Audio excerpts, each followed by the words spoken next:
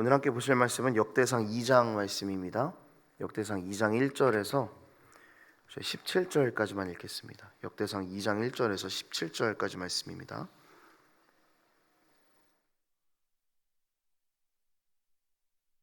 역대상 2장 1절에서 17절까지 말씀입니다. 한 절씩 교독하도록 하겠습니다. 이스라엘의 아들은 이러하니 르우벤과 시므온과 레위와 유다와 이사갈과 스불론과 요셉과 베냐민과 납달리와 갓과 아셀이더라. 유다의 아들은 에르와 오난과 셀라니, 이 세 사람은 가나안 사람 수아의 딸이 유다에게 낳아준 자요. 유다의 맏아들 에르는 여호와 보시기에 악하였으므로 여호와께서 죽이셨고, 유다의 며느리 다말이 유다에게 베레스와 세라를 낳아주었으니 유다의 아들이 모두 다섯. 베레스의 아들은 헤스론과 하므리요, 세라의 아들은 시므리와 에단과 헤만과 갈골과 다라니 모두 다섯 사람이요. 갈미의 아들은 아가리니 그는 진멸시킬 물건을 범하여 이스라엘을 괴롭힌 자이며, 에단의 아들은 아사랴이더라. 헤스론이 낳은 아들은 여라무엘과 람과 글루베라. 람은 암미나답을 낳고 암미나답은 나손을 낳았으니 나손은 유다 자손의 방백이며, 나손은 살마를 낳고 살마는 보아스를 낳고 보아스는 오벳을 낳고 오벳은 이세를 낳고 이세는 맏아들 엘리압과 둘째로 아비나답과 셋째로 시므아와 넷째로 느다넬과 다섯째로 라떼와 여섯째로 오셈과 일곱째로 다윗을 낳았으며, 그들의 자매는 스류아와 아비가일이라. 스류아의 아들은 아비세 요압과 아사엘 삼형제요. 함께 읽습니다. 아비가일은 아마사를 낳았으니 아마사의 아버지는 이스마엘 사람 예델이었더라. 오늘부터 역대상 본문을 시작합니다. 이 역대상은 저에게 잊을 수 없는 그런 성경 중에 하나인데요. 제가 신학교 시절에 구약 수업을 들을 때 과제가 어떤 것이었냐면, 한 성경을 쭉 읽어오고요. 일주일 동안 이제 교수님이 주시는 성경 구절 한 절을 보고 이게 이 성경의 몇 장 몇 절인지를 적는 그런 오픈북 테스트 시험이 있었습니다. 창세기부터 쭉 이렇게 아무 문제 없이 만점을 맞아가면서 왔는데, 제가 열왕기 하를 하는 날 이제 결석을 했었습니다. 그리고 역대상 수업을 바로 듣기 전 수업에 결석을 했었는데, 그때 교수님께서 이제 마지막 수업에 이렇게 수업을 마치면서 이렇게 이야기를 하셨던 거예요.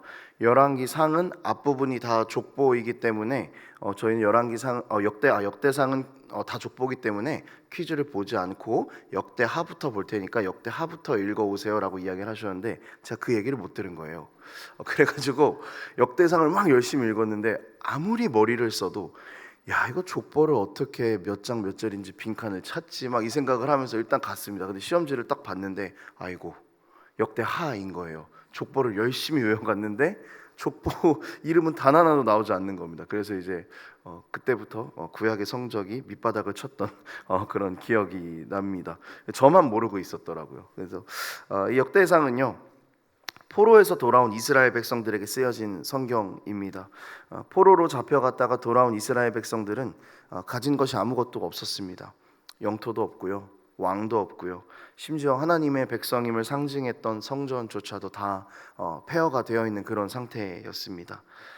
이런 이스라엘 백성들이 다 폐허가 된 그 자신의 땅을 보면서 어떤 생각을 가졌을까요?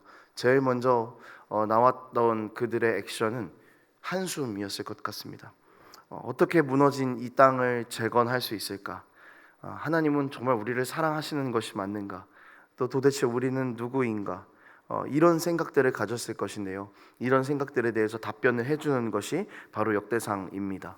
열왕기서와 좀 비교가 되는 부분들이 있죠. 비슷한 왕의 역사들을 이야기를 하고 있으니 비슷한 성경이 왜 이렇게 두 번이나 나오는가 하는 생각을 가질 수도 있는데요, 이 열왕기와 역대기는 조금 다른 차이점이 있는데요. 먼저 열왕기는 포로로 잡혀가 있는 이스라엘 백성들에게 쓴 책입니다. 그래서 너희가 지금 여기에 왜 잡혀왔는가에 대해 답변을 해주는 게 열왕기이고요, 역대상은 그 잡혀갔던 이스라엘 백성이 다시 땅으로 돌아와서 재건을 해야 되는 입장에 있는 그 이스라엘 백성들에게 쓰여진 책입니다.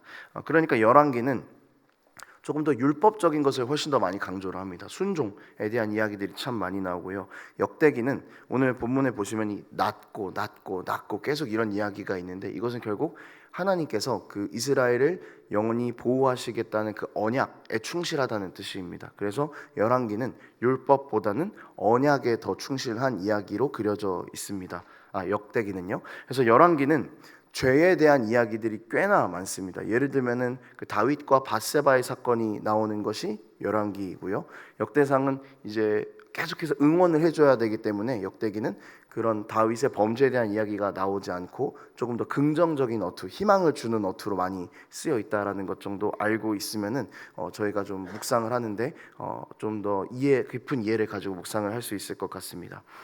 그래서 이 역대기에서는요, 유다 지파, 레위 지파, 성전 이런 것들이 굉장히 많이 강조가 됩니다. 다윗에게 약속하셨던 그 왕권에 대한 약속이 무너지지 않았다라는 것을 강조함과 동시에 또 성전을 다시 회복하고 예배를 다시 회복해야 하기 때문에 이 레위 지파 또 성전에 대한 이야기가 굉장히 많이 나오고 있습니다. 역대상의 앞부분은 족보가 나옵니다. 무려 9장, 9장까지 족보를 할애하고 있습니다. 그래서 이렇게나 많은 양의 분량의 족보를 할애하는 것은 이스라엘 백성들에게 너희는 내가 약속한 대로 흘러오고 있다, 내가 너희를 버리지 않고 있다라는 것을 보여주는 하나님의 그런 표시입니다. 이 족보 중간중간에서 좀 중요한 부분들을 짚어서 우리가 하나님의 은혜를 나누는 그런 시간을 갖도록 하겠습니다. 포로 생활을 마치고 난 이후에 이스라엘로 돌아온 백성들은 정말 여러 가지 생각을 했을 것입니다. 불순종한 우리를 하나님께서 기억하실까? 불순종했기 때문에 우리는 하나님 앞에서 자격 없는 사람들은 아닐까? 이제 이런 생각들을 했을 것입니다. 이스라엘이 했던 이런 생각과 비슷한 처지에 있는 인물이 바로 오늘 2장에 있는 족보에 등장하는 유다라는 인물입니다. 우리가 유다 지파에서 예수님이 오셨다라고 알고 있어서 그를 굉장히 모범적인 사람으로만 알고 있지만, 사실 이 유다라는 사람의 이름은요, 하나님 나라 백성의 족보에 넣기에는 그다지 떳떳한 사람은 아닙니다. 그 창세기 38장에 나오는 사건 때문인데요. 이 38장을 읽어보면요, 먼저 유다는 형제들과 떨어져서 가나안 땅에서 살기 시작했습니다. 그러니까 자신의 그 땅이 아니라 이방 땅으로 나가서 산 거죠. 그리고 그곳에서 혼인을 했습니다. 그리고 여기서 아들 셋을 낳았는데요. 오늘 본문에 나와 있듯이 에르, 오난, 셀라 이렇게 각자 아들들이 있었습니다. 이제 첫째 에르가 이제 다말이라는 여인과 결혼을 했습니다. 그런데 하나님 보시기에 악해서 벌을 받게 되어서 죽게 되었습니다. 자녀는 없었습니다. 그래서 하나님께서 하신 그 약속을 자녀를 통해서 흘려보내기를 원하셨습니다. 그래서 이 뜻대로 둘째는 형수 다말이 자녀를 가질 수 있도록 의무를 다해야 했으나 그렇지 않아서 그 역시 죽임을 당하게 됩니다. 이 유다는 다말에게 막내가 장성하기까지 시간이 좀 필요하니 기다려달라라고 이야기를 했습니다. 그렇지, 역시 다말에게 그 막내 아들까지 내어주고 싶지는 않았던 것입니다. 그러니까 하나님의 약속을 계속해서 흘러가게끔 해야 할 의무를 가지고 있는 유다였는데, 오히려 며느리보다도 그 하나님의 약속에 더 충실하지 못했던 모습을 보여주고 있는 것이죠. 이후에 셋째가 장성한 이후에도 유다는 다말에게 그 아들을 내어주지 않았습니다. 그래서 다말은 창녀로 변장한 다음에 유다와 관계를 맺습니다. 유다가 다말에게 관계를 요구했고, 다말은 그 관계의 담보로 인장과 끈과 지팡이를 달라라고 이렇게 이야기를 했습니다. 이것은 그 당시에 그 사람의 신분을 가장 잘 보증할 수 있는 물건들이었습니다. 다말은 다말은 유다의 아이를 임신할 것을 알게 되었고, 후에 그 책임을 유다에게 묻기 위해서 증거를 요구했던 것입니다. 다말이 임신했다라는 것을 들은 유다는요, 다말을 불사르라라고 명령을 했습니다. 자신이 관계를 했던 그 창녀가 다말이었다는 것을 전혀 모르고 있었던 상황이었습니다. 그런데 그 다말이 유다로부터 받은 증표를 내어놓았습니다. 그리고 그제서야 유다는 자신의 잘못을 인정했죠. 그러니까 창세기 38장에서 보면요, 유다는 하나님의 약속을 이어갈 책임을 다하지 않은 사람입니다. 그리고 인간적으로도요, 과부가 된 며느리 그 다말을 방치했습니다. 또 자신의 정욕에 이끌려서 창녀로 변장한 다말과 잘못된 관계를 맺었고요. 심지어 자신을 보증하고 있는 것이 증표가 나타나기 전까지는 죄도 인정하지 않는 뻔뻔한 모습을 보인 사람이 바로 유다입니다. 실패한 사람이죠. 자격이 없는 그런 사람입니다. 회복의 족보, 하나님 나라의 족보에는 사실은 이름이 들어갈 만한 그런 사람이 아닌 것이죠. 하지만 하나님께서는 그 유다를 선택하셨고, 유다와 다말 사이에서 난 베레스의 족보에서 다윗이 나게 하셨고, 그 족보에서 예수 그리스도가 나오는 그런 일을 하나님께서 하십니다. 이 유다와 다말의 족보는요, 숨기고 싶은 족보입니다. 하지만 하나님께서는 굳이 이런 숨기고 싶은 사람들의 이름을 족보에 올리셨습니다. 하나님의 은혜와 그 주권이 얼마나 크고 깊은지를 보여주기 위함이셨던 것입니다. 여러분, 불순종한 경험 때문에 하나님의 계획에 나는 없다라고 생각하시는 분들 계십니까? 내 이름이 하나님 나라 족보에는 어울리지 않다라고 생각하시는 분들 계십니까? 은혜는요, 늘 실패한 사람들을 향해 있습니다. 역대상의 족보는요, 이런 점에서 이스라엘 백성들에게 주는 하나님의 은혜의 기록인 것입니다. 자격 없는 그 유다를 선택한 것처럼 지금 너희의 상황이 불순종으로 인해서 무너졌었고 비참하고 무너져 있다고 해도 내가 너희를 선택하고 내가 너희를 여전히 사랑하고 은혜 베풀기를 원한다라고 하나님께서 말씀해 주시고 계신 것입니다. 내가 실패하는 것은 아닌가? 하나님은 불순종한 나를 여전히 사랑하시는가? 나는 하나님의 백성이 맞는가? 이 질문에 대한 답변은요, 하나님께서 이 유다를 오늘 본문의 족보에 넣으시면서 우리에게 대답을 해주고 계신 것입니다. 하나님께서는 우리 인생의 그 실패의 자리, 불순종의 자리, 그 아픔의 자리를 하나님의 은혜로 덮으십니다.